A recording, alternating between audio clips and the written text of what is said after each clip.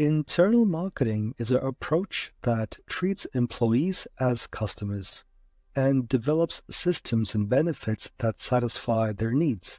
For example, Flexi-Time, Onsite Daycare, free snacks, and a fitness center. The idea here is the organization looks at their staff not only as people that work for them, but as customers that they should keep happy and engage with.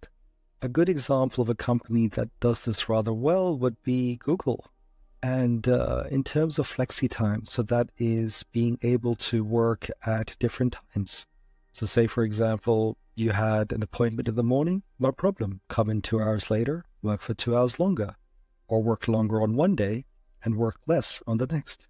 On-site daycare, this one's a really big one, especially for people with children. For example, my colleagues tell me the cost of children, and it is pretty scary. So this is a really big one. Free snacks, I am totally down with that. Free food, you've got me at free food. And fitness center, if the snacks are located in the fitness center, sure, I'm down.